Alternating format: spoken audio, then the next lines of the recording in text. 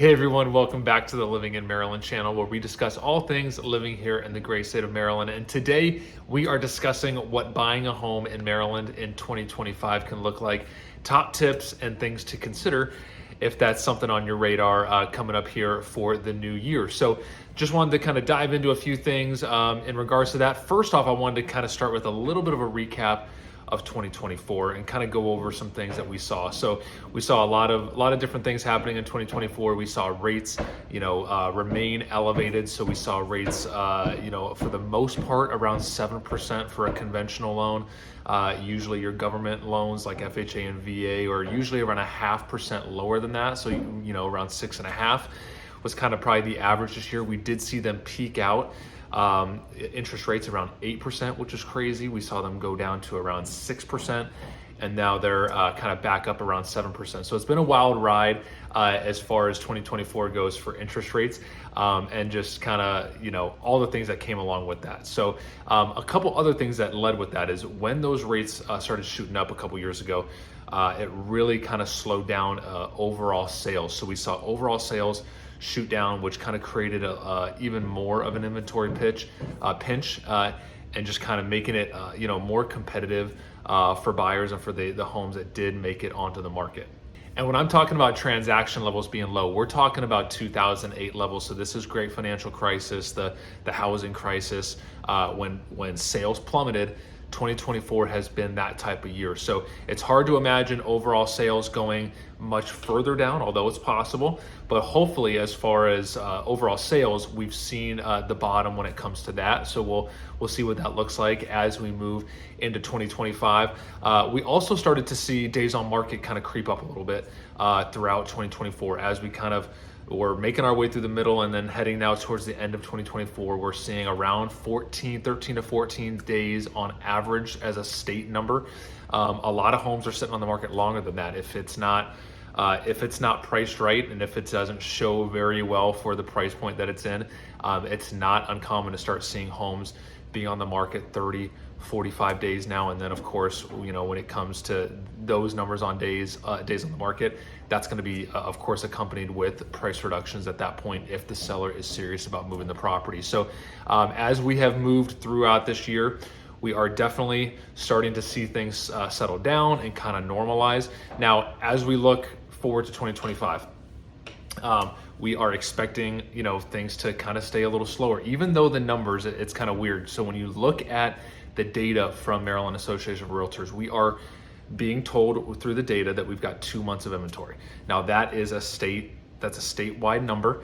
Now, if you look at certain areas of like Howard County, Anne Arundel County, Montgomery County, certain zip codes that have high demand, it's not uncommon to still see about 1 month of inventory to maybe 1.5 months of inventory. And when we talk about months of inventory, that is our absorption rate, how we measure demand and how quickly homes are selling. So it would be, if I say there's 2 months of inventory, if no new homes came onto the market, in 2 months, all existing homes would be under contract and sold effectively. So that's kind of what we're talking about. When you hear months of inventory, that's what that means. So even though the number, and when you're talking about 3 or less months of inventory, that's a very tight inventory market. That's going to be referred to as a seller's market, as I'm sure most people have heard of now in the last several years. It's been a seller's market for years now. Even though we're at 2 months of inventory, and that's still a pretty heavy seller's market, it feels slow, which is weird. It feels slow. More and more homes are starting to sit on the market. It's harder to move properties. Like I said, if they don't show really well, if they're not priced really right out the gate, homes are starting to sit. So it's weird because even though the numbers say seller's market, it just feels slower. It feels almost a little bit like a buyer's market. So it's just kind of, that's the vibe of the Maryland market right now. If I could kind of put it into one thing, it's like if I could, to keep it short and sweet, it's technically a seller's market, but it almost feels like a buyer's market. So it's weird. I know that's a contradiction, but it's just kind of where we're at right now. And then as we continue to move into 2025, one of the biggest things, of course, that people are talking about is just overall affordability. What's going to happen with prices? What's going to happen with interest rates? Those are probably going to be the two biggest things as far as what's going to, eventually bring back some level of affordability within our Central Maryland market. Now, interest rates, as I mentioned, they're sitting around high sixes, 7% right now for a 30-year fixed conventional mortgage. So, a lot of people are talking. I know the Federal Reserve is talking about, more interest rates cuts coming. Does that necessarily bleed into mortgage rates? It's hard to tell. Of course, there's got to be some level of relation there, but mortgages are tied to the sale of mortgage-backed securities, a bond.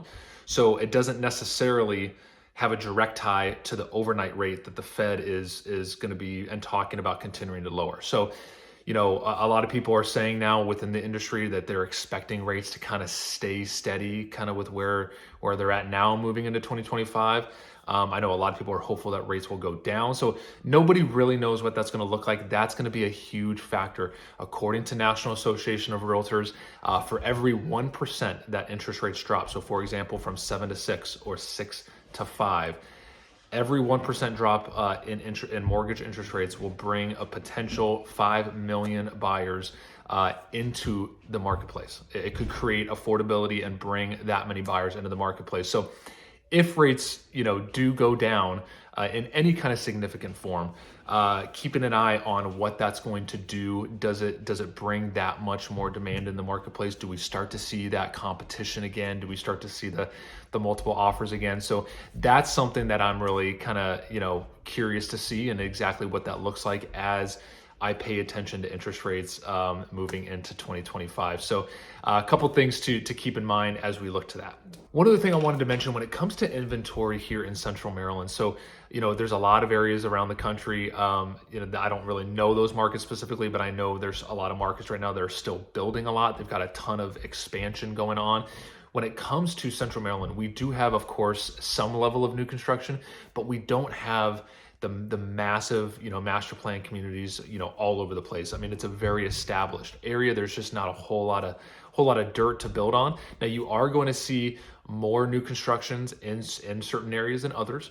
But that's one of the reasons that I think, Maryland, we don't see the level of inventory that some of the other metros in the country are seeing right now that have more building going on. We just don't have as much of that. A lot of the building that we see are smaller communities in, really established marketplaces. You might see an acre or two bought up and then a handful of homes put on, but we just don't see a lot of the large master plan communities. Of course, there's a few, but there's just not as many that I think a lot of other metros have. So I think that continues to kind of keep our inventory level low. And then also, as I go through these new build communities, it seems like they release 10 to 15 homes at a time. So they're really keeping an eye on inventory. They don't want to, quote unquote, flood the market. They're really paying attention. And of course, I would expect, nothing less from them to know their stuff and kind of paying attention to what that looks like. But like I was at a community the other day and they released 10 homes at a time. So you can't buy a home today, like back in the community on the cul-de-sac. The only ones available in this community that I was just at a week ago, the only ones available are in the beginning, kind of on the road, and you know what I mean. And they won't even release these other ones until they phase them all in. So they're kind of controlling the inventory, so to speak. So, just a few reasons I wanted to kind of share as to why it seems like the inventory is remaining tight.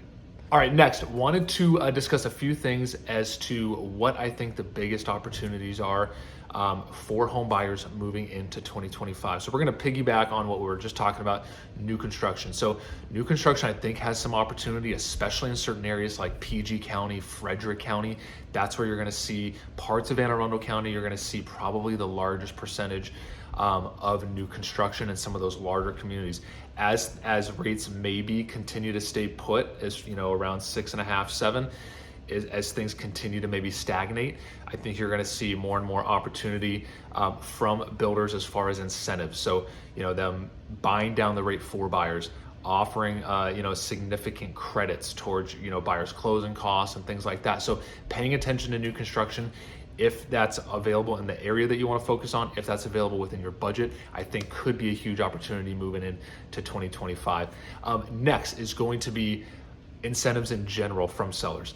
As homeowners continue to list their home and they find out what the current market is, and it's not what it was 2.5, 3 years ago, where it's just flying off the shelf in the first weekend, I think you're going to start to continue to see more and more success from buyers as far as getting seller concessions, seller contribution towards buyers' closing costs. So in Maryland, I always tell people, expect about 4% of the sales price in closing costs. So if you're buying a $400,000 home, around $16,000 is going to be closing costs. All money in addition to your down payment. That is what closing costs are. So you got lender fees, you got escrow, starting up your escrow account for the bank to pay your taxes and insurance on your behalf post-closing. Moving forward, you've got title fees, you've got title policies, you've also got transfer taxes, and then reimbursing the seller for things like HOA, property taxes, things like that they've already paid up to and beyond the closing date. So that's a quick, explanation of what closing costs are, but around 4% of the sales price is going to be what you want to expect and plan for as far as closing costs go. Now, in the previous, 2-3 years ago, the seller wasn't paying a dime towards any of that stuff because they were getting 10, 15 offers on every home. So the buyer was having to come up with that money.